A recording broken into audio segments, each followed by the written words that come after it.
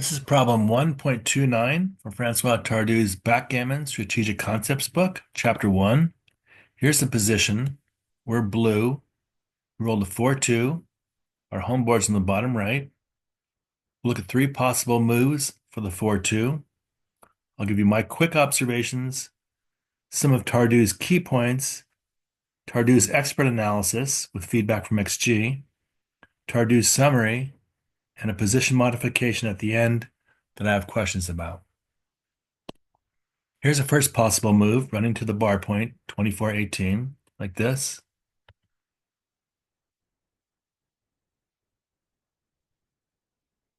Runs a checker to the bar point in hopes of securing an advanced anchor there. Leaves a blot on the bar point, the 18 point. But our stronger home board gives us the advantage in a hitting contest, so we don't mind too much if we get hit. We'll have an easier time getting in than white if we hit white back. We have 3 points covered in our home board. White's only got 1, so it'll be easier for us to come back in than white, should we hit him again.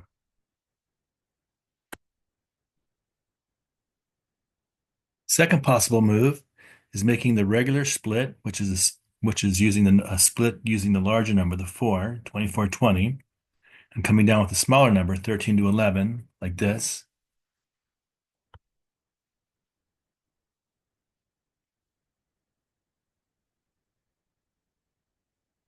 It gets our back checkers moving in hopes of establishing an advanced anchor. Leaves a blot on a point white wants, inviting a hit. White really wants his 20 point, so if he has a chance, he'll hit us, even hit us loose, and possibly strengthen his inner board, which we don't want.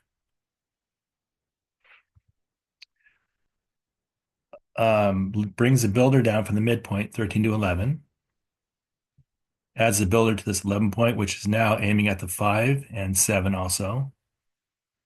Strips the midpoint. We have 3 points, or 3 checkers on the point before the roll. Now we only have 2. We usually like to keep at least 3 on the midpoint until the end of the game. It helps to stop white from running out to the into the outfield here.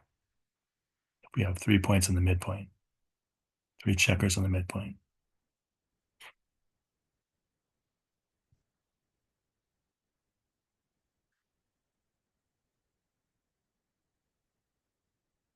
Last possibility is to make the reverse split, which is using the smaller number to split our back checkers, the 2, coming down with a large number, the 4, 13-9, ends up looking like this.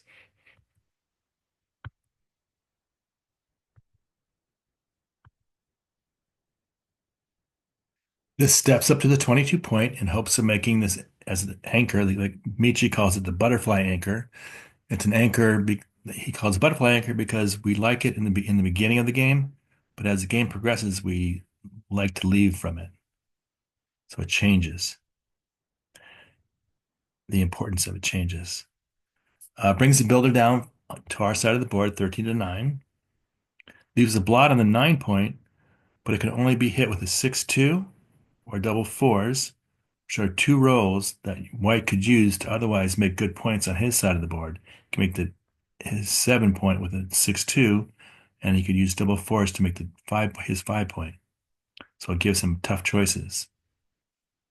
It strips the midpoint as well, 13-9. Gives 2 checkers on the midpoint.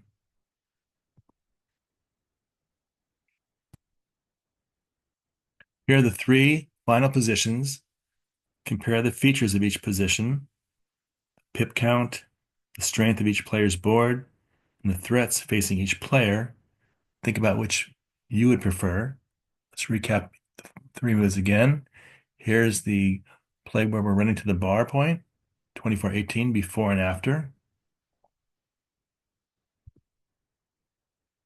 Here's where we do the regular split and come down, 24-20, 13-11, before and after.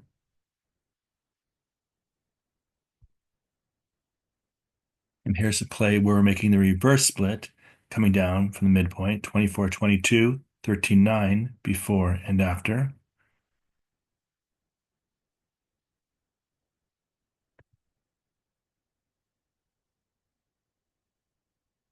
Some of Tardieu's key points.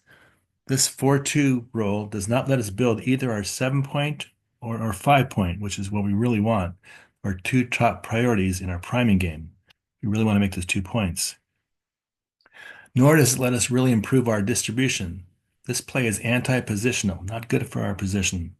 So we must look for an alternative that will make the most of its other strategic opportunities, such as splitting our back checkers and gearing up for a hitting contest. Factors which support us doing that are the fact that we have a racing lead of 16 pips and we have a much stronger home board. So we don't mind getting into a hitting contest. We're looking for an advanced anchor. An advanced anchor will put pressure on White's 2 outfield blots on the 16 and the 14.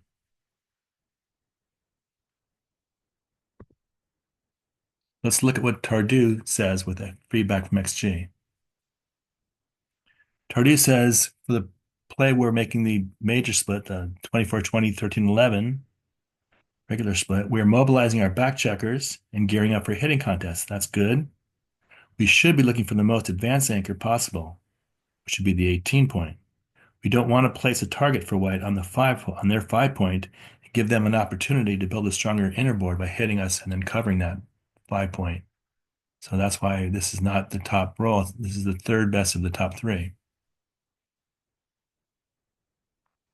The second best is similar. It's stepping up to the 22 and coming down to the 9-point. We are mobilizing our back checkers. We are gearing up for hitting contests, 2 things that we want to do. But we don't want to, again, we don't want to give White an opportunity to strengthen their inner board by placing a target for them to hit and point on. Here would be the 22. Not as good as a 20, so we're not giving them quite as good as a target to hit, but it's still a point in their home board that we don't want them to cover. So the top rated roll by Tardieu and XG is to run to the bar point. Here we're preparing for the hitting contest while looking to secure the most advanced anchor possible, which is the bar point. So we're going to split to the bar point. If White manages to hit us, point on us, they won't be strengthening their inner board. What's more, a checker on the 18-point will pressure White's 2 outfield blots. Our back checkers are communicating nicely, one on the 24, one on the 18, so they're within 6.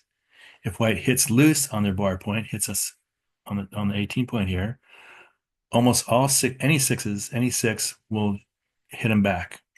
One will be on the bar. 1-6 will hit him. 2-6, 3-6, 4-6, 5-6. Only bad 6 we'll have from the bar is double 6s.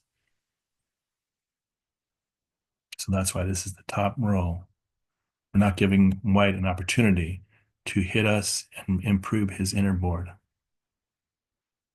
And we are preparing for a hitting contest, which should favor us given our stronger home board. 3 points, 3 points to 1. Tardieu summary: a strong inner board and a good racing lead are 2 signs that you should try and run out your back checkers and not be afraid of contact.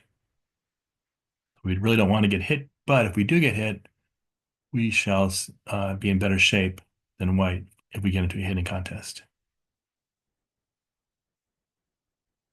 I modify the position so that here I'm moving our 4 checkers here. In the original position, there were 2 on the 11, 2 on the 8.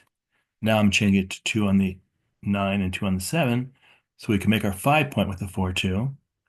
We'll be leaving a blot, but XG says that even given the fact that we're leaving a direct shot for White to hit us, by making the 5-point, we're accomplishing our top goal.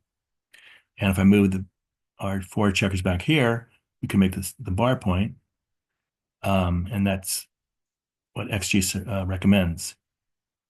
Anything else would be a big error for either of these moves. To me, this reinforces the idea that our number 1 goal is to make the 5 and then the 7-point. Let me know if you agree or not, if you have a question, or if you see something I might be missing. Any questions, comments are welcome. Make sure to check out Alex Eshaghian's excellent review of Tardieu's book on YouTube, as well as Sunny Florida Backgammon Club's informative 5-video series on Francois Tardieu's book.